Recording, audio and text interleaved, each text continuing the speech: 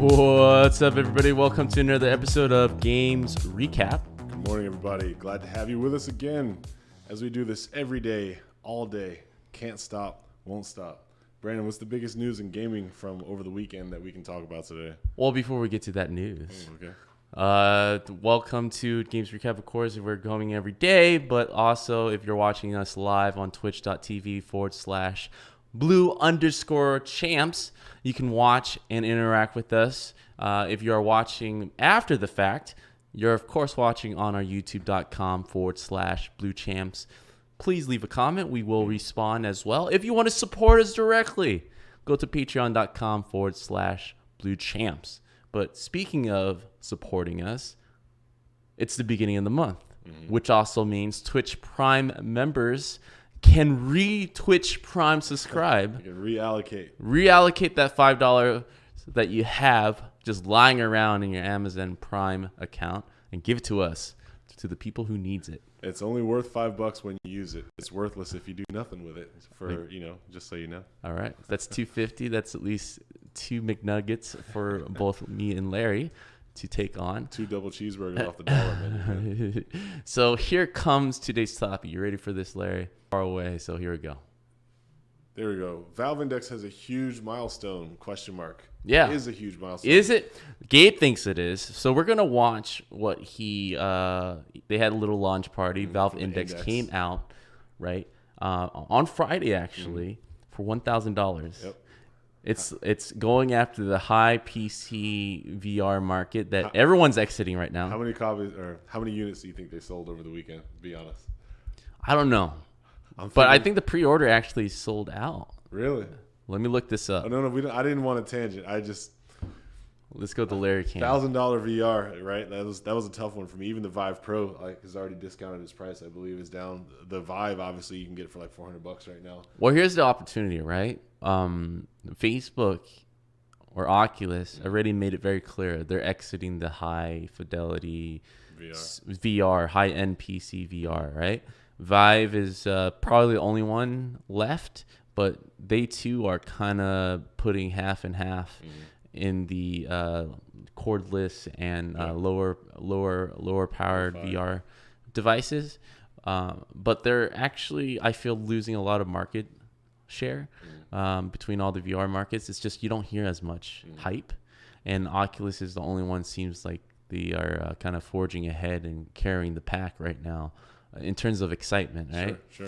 And that leaves a lot of room, in my opinion, for people who have like high-powered PCs and still want the best of the best VR devices. And that is still a market. Obviously, within the console business, we see that with PlayStation and Xbox, and then versus Nintendo, right? There's plenty of room for victors. The only difference now is, of course, we're talking about $1,000 price point plus probably $2,000 plus. So we're talking about a $3,000 plus setup. And I don't think they're selling it at a loss, right? Okay. Right? So there's room to chop. There's room to chop, but also they're kind of betting on the next devices. And Gabe went on to note, like, they're aiming to make this cordless. Good. But to not sacrifice the high-end parts of it. Yeah, I think cordless is the way to go. I think even a headset and a backpack would be appreciated more than heavy-ass headset. You know what I mean? Yeah. I can carry, the average person could probably comfortably carry up to 50 pounds on their back for 2 hours versus carrying a heavy headset on their head for 2 hours. I think I would prefer to have backpack, light headset than just to have a headset. But I would prefer, 10 years from now when it's like, the cell phone powered VR headset, it will blow your mind because that's just how fast technology grows and jumps. What I will say is I was assuming they probably sold maybe 4,000 units. I don't know how many pre-order allocations they had though. So I'll look this up. That might up skew my bet. Right. I do still think that, yes, there is high-end market available for people who are interested in VR. I think it's a lot less. I think anybody trying to make money in VR right now is going to face a huge uphill battle. 5 years from now, maybe not. 10 years from now, definitely not. Right now, I believe so. But I think the cool thing that I did see is like Valve finally showing support for VR. That's another platform for developers to make money off of potentially.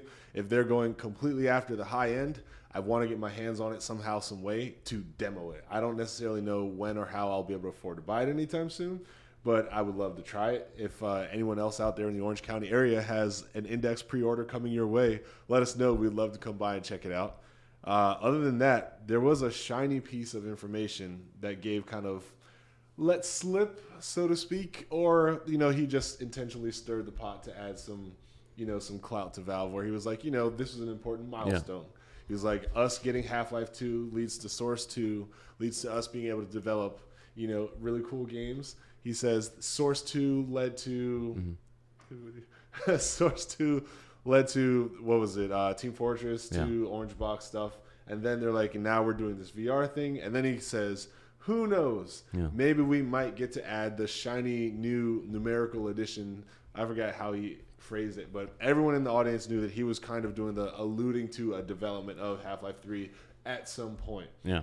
So it's all that we can confirm is it's not off of his mind or off of his radar, the idea that there could be a Half-Life 3. Will we see it anytime soon? Like, because he was still being innuendo ambiguous this many years after Half-Life 2, we're talking, 15 years? Yeah. I mean, that I have no new news to stand on, in my opinion, as a fan. If I'm waiting for Half-Life 3, what he said didn't give me any new hope that people are actually working on it right now. Yeah, well, I do have some facts because we are a show about facts. Okay. Remember Valve Index, when it was first announced, it was sold out in pre-orders. I got to look at how many units. It was a good amount, right?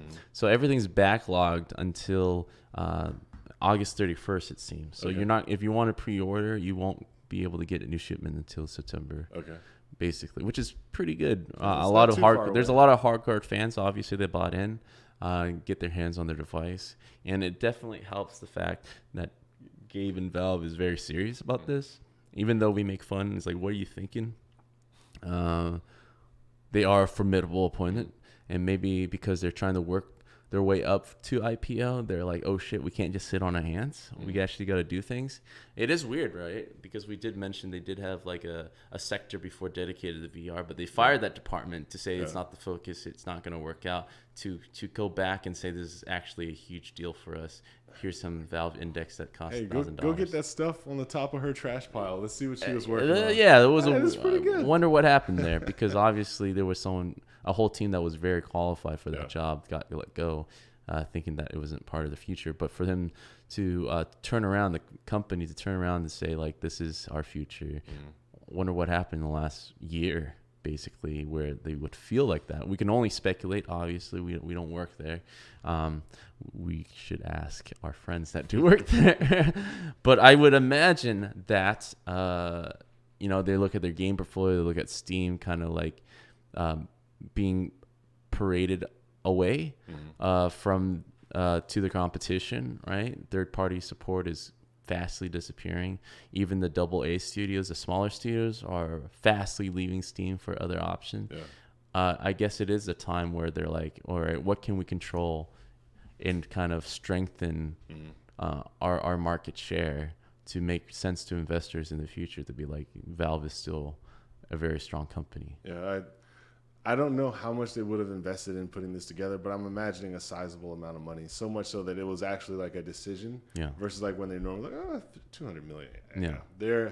I'm pretty sure they're close to the half a B, if not the B mark of investment, both in research development, but then also production manufacturing. Yeah. So getting this thing ready to be able to sell 20, 30, 40, 50,000 units first year. And I hope they hit those numbers. I really do. I think even 50,000 units is still modest, considering how big you would need something like this to be successful. Yeah. But I think they could hit that number in a year's time. Yeah. With the amount of money and marketing push that they have as Valve, I think they could do 50K. Well, let's check this out. Because they had this launch party in the Valve office with Vive Index being out in players' hands. I guess in our personal circle, this is actually a good kind of feeler of how excited people are. I didn't really see anyone post any Valve Index demos if it is already out in the public, right? Usually we would see our Facebook feed or Twitter feed like, hey, man, I just got this. Check this out. I've been seeing more of the Quest, to be honest. So I feel like there's 1,000 units out there at most. I mean, from anybody that I've seen in the 500, media who has 200. gotten a chance to see the index, I remember seeing stuff like mixed reviews in the sense of, by far they'll say that like it was visually impressive and they think that it was like the best. It's VR definitely platform. the best. I have no doubt that the Valve. Oh my God, Vive and Valve. Oh, they're gonna. It's a marketing nightmare. The Valve Index is the best VR set out there right now. Yeah. No doubt. Yeah, it's late to the party. Very late to the party. Yeah. And it's super matrixy with all the chords. Oh man, but it's the best one for sure. I haven't even tried it, but I can pretty much say it has to be the best one for them to put it at 1,000 price point and be like, this is where we are. We're gonna be the Lamborghini of VR headset.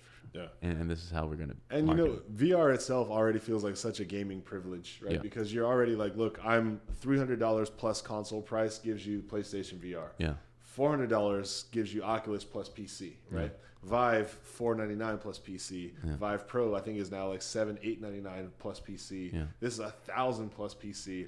This has been a luxury gaming experience already, right? Like I haven't seen any broke people, and I hate to use the word like that, but I haven't seen like a lot of people who didn't have like significant disposable income also saying like, you know what, I'm going to invest in this risky platform that's completely fragmented right now without a lot of feature titles because like that's where gaming is going. I think I've seen the people play a lot of safe bets, but the people that do like VR, hands down, all believe that it's the next gen, it's the future, it's where things are going. Yeah, everyone thinks Nobody doubts that VR isn't like mind-blowing when you try it for the first time, especially if you try something really good. Yeah. So for me, it's just where on the timeline are we, right? Like if here's today and here's VR is like finally like as successful as a PlayStation, Xbox, Nintendo, right? Let's just say this is the line.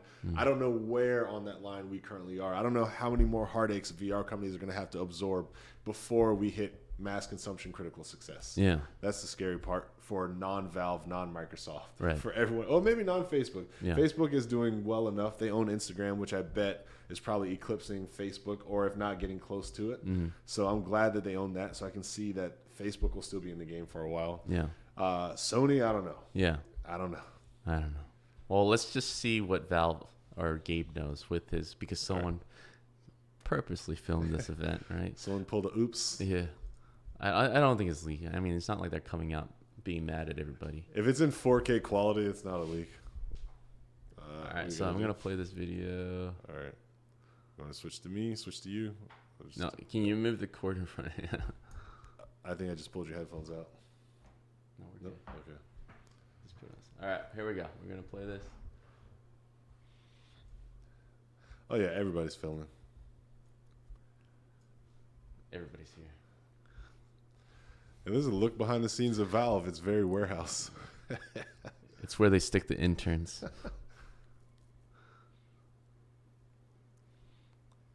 Valve is pretty much a digital warehouse. Let's be honest. They don't do work. We don't need chairs and desks. Everyone works remote at Valve. Yeah, everyone has a hard drive. Start loading up, transferring to customers.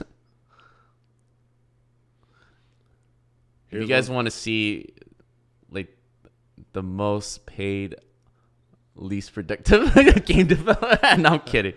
Well, here's the thing, right? Like these are the people who have shipped the least games in the industry right now. This is where I'll tease Valve. No one in this room is holding like champagne or anything like today's a huge day, like a huge accomplishment. Yeah. Right? No one in there looks like they even give a shit about celebrating right now. Yeah. What does success mean at Valve? Yeah. Maybe transfer so we can do our cam. There's not one single glass of champagne. That guy's holding maybe a Martinelli's apple juice back there. I don't know. Get this going.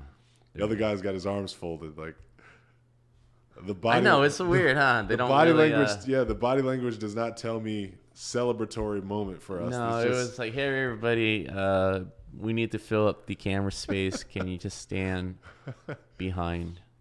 Let's go to the shipping dock and watch out if a truck pulls in. We got to load these pallets of indexes. But that's very interesting. Valve is primarily known as a software business. This is not the first time, right? They used to ship like those little Steam streaming PCs, right? I assume they've built the infrastructure to ship those out. Mm-hmm. And now it's a little bigger. They're self-producing VR headsets, for God's sake. I mean, that's a huge deal. And all of our jokes is lighthearted jabs, dude. We want Valve to be successful. We want all the game developers to be successful.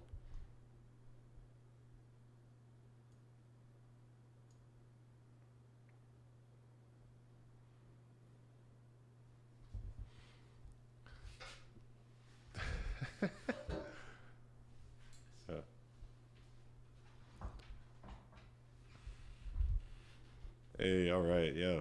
Thank you.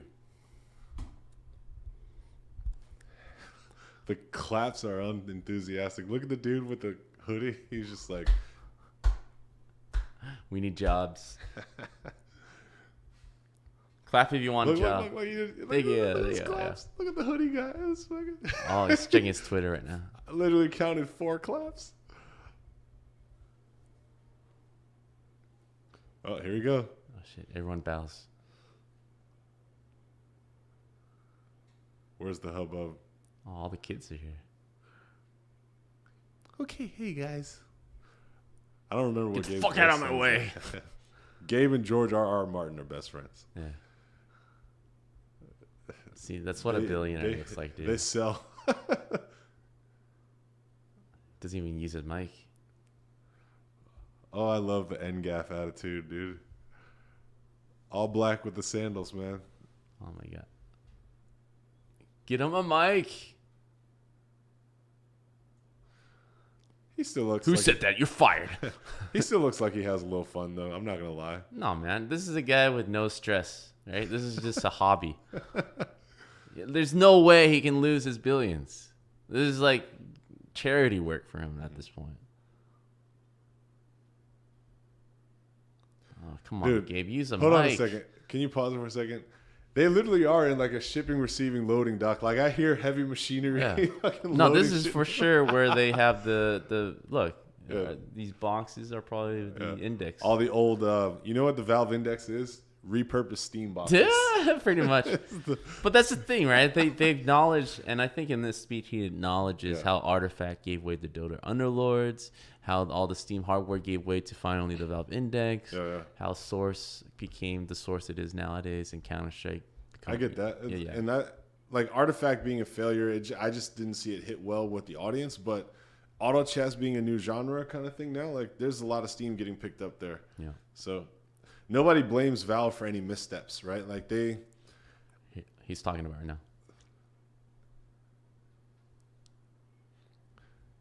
Dude, Gabe Newell could walk through any whole greens in the world and nobody would even know who he was. He would fit in so well. Yeah, I mean that's cool. What is not whole green? What is it? Whole Foods. Yeah, Whole Greens. That's the cool thing about being a niche celebrity. Yeah, and so you can still live your life. Hell yeah, man.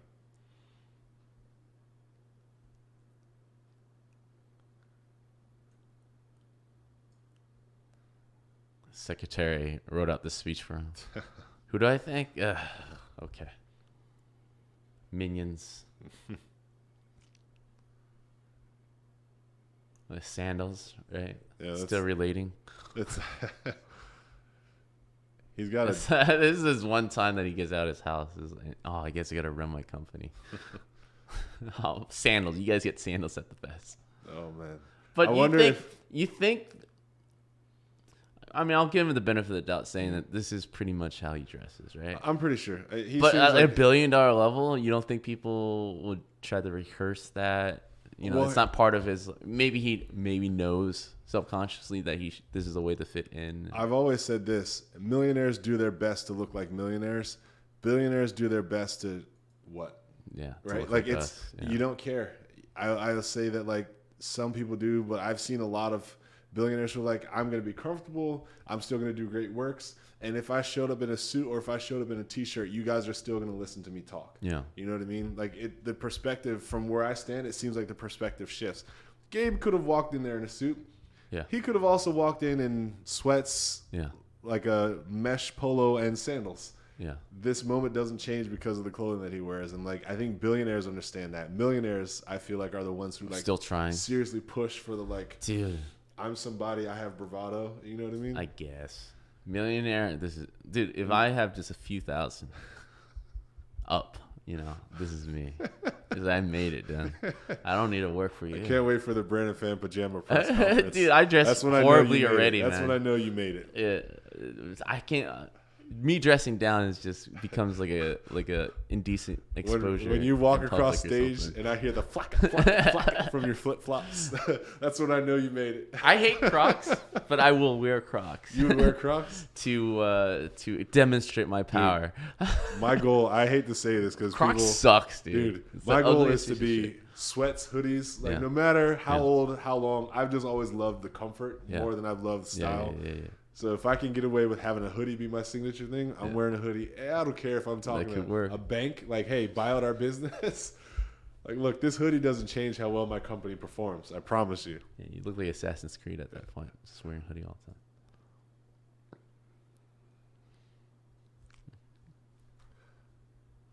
Oh, man. This is...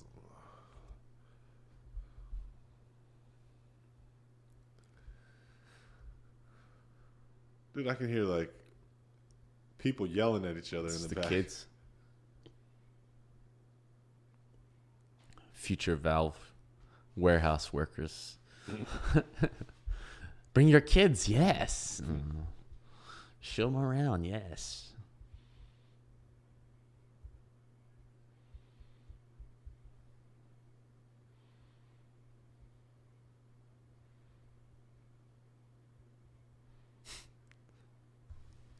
Okay. Half-Life 3 confirmed. Whenever someone hand waves like this. It's like too far. If I'm trying to explain something tangible, but you see me doing this kind of shit. Not even thinking about it. Man, please. There's not even a single task. There's not even a Jira for fucking Half-Life. But what he just said is enough to Half-Life 3 confirm it. Maybe 2 will lead to something. I'll say this. Before Gabe Newell dies, you will see Half-Life 3. Oh, of course. When I see this, that's what that means to me. Yeah. He's thinking about it. He wants the company to be in position to do it. He's willing to go on like video reference to like allude to the fact that he wants that to be a thing. Yeah. But when you do like, yeah, they're not even discussing. That's a telltale sign. It's like hallway talk. Yeah. But I want to ask you this, right? We've always said with every hardware, it's the software that sells the hardware. The software that drives the hardware demand. If Valve is so all in with all their games coming out for their own VR set now. Would Half-Life how many games would it take for you to be like, this is a full VR great title? Would you buy in to be like, I want to have $1,000? Wait, how many games would it take me to buy the headset? For Valve to come out with obviously Portal, right? Sure. That's going to be one of their, and you look at that and it's going to look dope and it's going to feel dope. Sure. No doubt. And then they come out with maybe a Half-Life 3, right? Or like they probably will come out with the original experience, most likely. Mm-hmm. And then maybe they've stated they don't want to do the Left 4 Dead thing on Valve on the VR thing because it's too violent. Yeah. They're staying away from violent games. But let's say they bring back Half-Life 3, right? Yeah. Those 3 games. When would be the point where you'd be like, all right, this is something I need to get my hands in, not just as a designer, but as a gamer.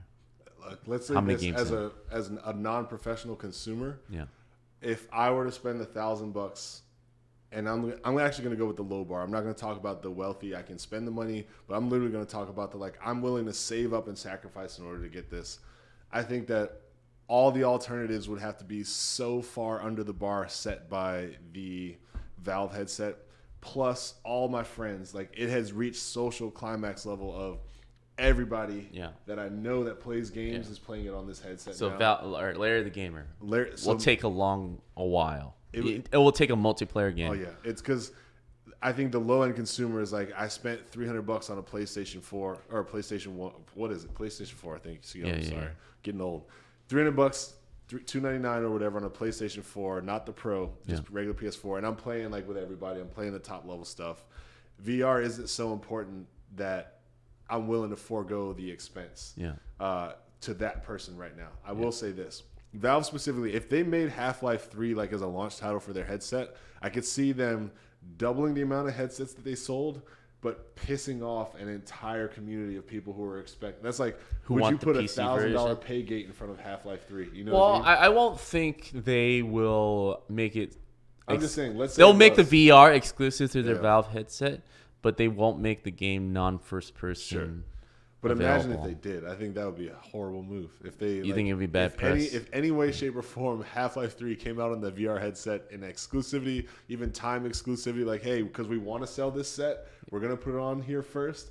But I think that'll be a very effective way to sell those headsets. Yes, you will. You'll go from 30,000 to 60,000, let's say, and then you'll have 7, 8, 9 million people who are clamoring for Half-Life 3, like severely pissed. But they will hear. You don't think those people hearing the great experience, hearing why the experience can only be experienced through VR? Sure, but I guess my Well, argument what if they say like it's just VR exclusive, but any VR set would work, but with our VR set, Yeah. the special sensors, you'll Sure, be I an think added component to it. if they did it that way, that would help.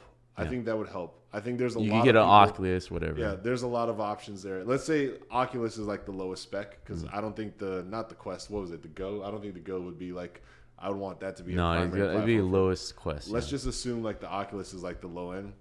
That's still like a $400 initial investment and then $60 for just the game. like any whatever. console, yeah. I think that helps the bleeding, especially if they're like, look, guys, we understand, but we wanted Half-Life 3 to be life-changing. We know that people wouldn't accept just another PC game. We had to do something that really immersed, that really gave the immersion, which really gave that feeling of, being the crowbar being, what the fuck is, I forgot It was his the name. crowbar. He had the No, but crowbar. what was his name? The doctor. Gordon. Gordon Freeman. Thank Yeah. you. Being Gordon. You Yeah. know what I mean? Like, we're really selling you that. That's why Half-Life 3 is way better than And I Half-Life think 1 that's and what 2. they're positioning themselves in. As long as it came across all the VR platforms, I think the blowback would not be to the point where they couldn't course correct it. They couldn't at least hey, yes, Yeah. we understand, but play it. We promise you. If it went across all VR platforms, I think that would be a better step if they were going VR exclusive. But if they just were like, nope, it's just on ours, dead on arrival. Did on already. I would say my prediction of 30 to 50,000 units might hit 60,000, 70,000 units, but that's it. You would have way more people pissed off that they couldn't play it because they don't have the $1,000. Right. But I definitely know if I just wanted to sell that Valve headset, having Half-Life 3 being exclusive, I would, whatever the projection was, I would be willing to double it with no fear or no worry that I was wrong. I think you could double your projections if Half-Life 3 wasn't exclusive, but I think in the long run you would cannibalize your business or your potential market because of that move. All right. That sounds That's good. my opinion. Well, let me switch your camera while I fix this mouse problem. I'm on this one. All right, sweet. I'll speak directly to Gabe and the Valve team, though. Personally, I'm excited to see that you guys did take a foray into VR. I was a little shaky when we saw that you had some internal hirings and firings on the team. I was excited to hear that you were in it, and then sad to hear that you had fired the young lady who was kind of pushing for it.